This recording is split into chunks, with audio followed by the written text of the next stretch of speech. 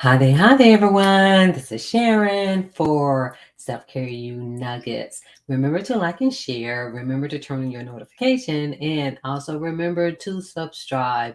And also with these Self Care You Nuggets, remember I do not have a set time for these, mainly because when it comes to life, we never know what time or when something unfolds in life. And so it is a great treat when you're able to catch something, and you always can watch it on the replay. How much I would love to have you live as well whenever you tune in. And this is the reason for the notification.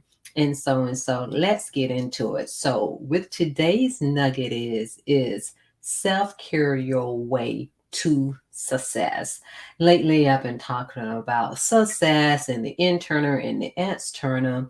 And one of the things I really just want to reiterate, because the more that I experience the world and I see the world, and it comes back to how you're taking care of yourself, the habits that you have, the challenges that you have. And meaning of saying that, meaning that self-care is not going to prevent, like the sky from falling. However, it can help you either move faster or so that you will not be stuck of wherever you are. That's what it's all about. It's about being able to come through the storms of life.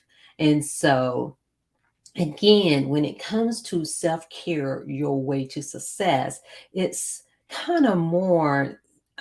Let me say this first.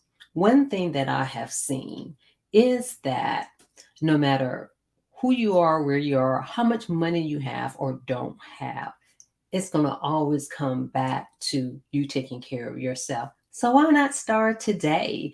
Why not go ahead and for someone who may be diagnosed with diabetes, what are the steps that you're taking to reverse? It's almost like not just live with it. Let me tell you something. Let's see. I use diabetes. I'm going to use high blood pressure though. I really did not understand the, I guess you say, the danger of high blood pressure and how prevalent it is until I was studying for my personal training class. And so, in saying that, I think it's the way that they stated it, because I know why. Because it's so normalized. Because we know, and especially in the Black community, of course, we know Blacks aren't the only one, but just meaning that it's higher. And I think because we all know someone or someone who knows someone who has high blood pressure, even diabetes, and so when we think about something being normalized, it doesn't mean that it's good or it's right. Sometimes it's an acceptance of certain things, but in this case, it's not. And that's what it has come to be. It's almost like where if you have it in your family or if you have a lot of stress, well, that's something to be expected. Is it really? And again, I'm not saying that sometimes you can be doing all the things and it still would not be a threat, meaning of you developing it. But one thing I can say, when you have the mindset of being well, you're going to do any and everything that you can to be well, because when you're not going towards the internal success, then the backdrop is the heart attack, the strokes, and all the other things that can happen as a result of high blood pressure. And when you just think about high blood pressure in a sense, we say, oh, it comes from stress. Because even I used to almost have the thought process of where there's nothing I can do about what's going on around me, which is true. Sometimes you may need to remove yourself, whether it's job, to say people, places, and things. And sometimes that may not always be the case. And sometimes it may just take a minute. But it's more about, it's not the stressor, it is how you're responding to the stress. Are you reacting to it or are you responding? But the main thing is, it's like, are you going to pay up front or are you going to pay in the end? So meaning paying up front, because people say, oh, well, it really costs to be healthy, but it costs to be sick too. We need to get real, because we say that we love our loved ones. We go to the moon and back. Again, as I said before, go to the moon and back for yourself. Because in the meantime, this is how you are really teaching your loved ones, especially children, grandchildren, godchildren, in that how you're able to be healthy, and not that it's accepted like, oh, when you get old, you have aches and pains and you have all of these things. That's not true. And so do not wait until something happens. Either the greatest gift that you can give your loved one is wealth. Is wealth within yourself, the things that you're doing to keep yourself healthy in your mind, in your body, in your spirit. And it's going to show up in life as well, because on the back end, we all know how expensive, if someone has a heart attack, if someone has a stroke, the admission to the hospital, the days in the hospital, especially if you're not retired yet, and then on top of that, okay, you get days off. But what if you need more than 90 days off? There's a certain extent of how much time you can take from work. And then especially if you may just work part-time somewhere, or PRN, where meaning if it's not full time, you don't have the full benefits of it. Even though with some part-time jobs you can have health and life insurance, but still it's an interruption. And so the best way to have the most abundant life that you can have is to focus on being well. Focus on the things that you can do. And really, a lot of times people say, oh, it is so hard. It's the resistance of the habits that we have that's hard, because of the fact.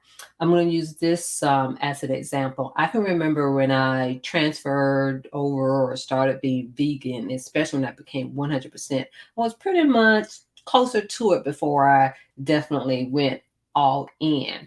And I remember that before, when I was going to the movies, I used to, that was the best thing. Go to the movies for the popcorn, right?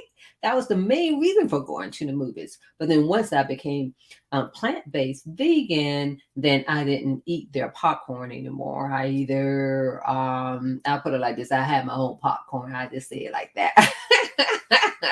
I didn't eat their popcorn, but I know on 2 occasions I did end up eating their popcorn, and I didn't even add any extra butter, because that used to be the thing. It's like, yeah, go to the movies, put the extra butter on it, or fake butter, as you can say.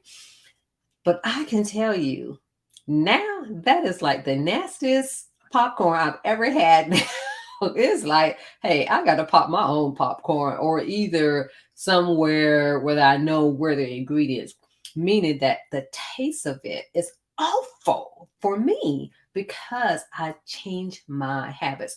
Before that, it was the best thing ever. So that is my whole point, is this: that sometimes the resistance is really resistance against our own habits that we already have in place, and they're not intentional, because it has been normalized to do certain things, have been normalized not to walk, normalized not to exercise, normalized to accept that this is the way it is when you get older. But that that routine continues, where where you end up having bad health, and then your children have to take care of you or your grandchildren. And again, like I said, sometimes things happen anyway, despite of you taking care of yourself. I'm not talking about that. We are going to do what we need to do. But what I'm saying is, if there's something that you can do to really take care of yourself so that your loved ones can be taken care of, because the more that you self-care, and it's not even always about what are you digesting. It is a lot, not just with food, but also in your thoughts. What are you reading? Again, you've heard me say it before. We're talking about wanting to be a millionaire, but what steps are we taking to be a millionaire? Are we reading the books? Are we trying to get into the rooms? It pays to get into the rooms to even have even more in-depth conversations of where you're going to be. Because one thing that I can say, tell you, by me being in certain rooms, it definitely opened my eyes and allows me to dream bigger. Because it's like, oh, I'm okay here. No, no, no. We can be bigger, we can be more and do more, but we need to be in the room. And the other thing is, this is where self-care, your way to success, come into play, is that the more you move your body, the more you use your mind, it's going to take you in a different direction. And so, in saying that, it's meaning to challenge ourselves. So, do not have it normalized in which you're like, oh, okay, I'm just fine, just where I am. And no, no, no, no, no. Don't be fine where you are, even if you are already a millionaire. You know what I mean? It's kind of like, do those things that need to be done so that you could be well in every way. And I'm not just talking about just, it's like, oh, well, health is wealth. And no, I'm talking about everything that comes along with it. I'm talking about having both, having a good mind, good spirit, healthy body, and the external as well. Because when they're both are successful, you're going to continue to be able to give so that others can be successful too. And so, what steps are you doing to for self-care, to self-care your way to success? And when I say success, again, as Rosemary has stated, the internal success, so that you can be healthy and wealthy at the same time. So again, thank you for listening to Self Care You Nuggets.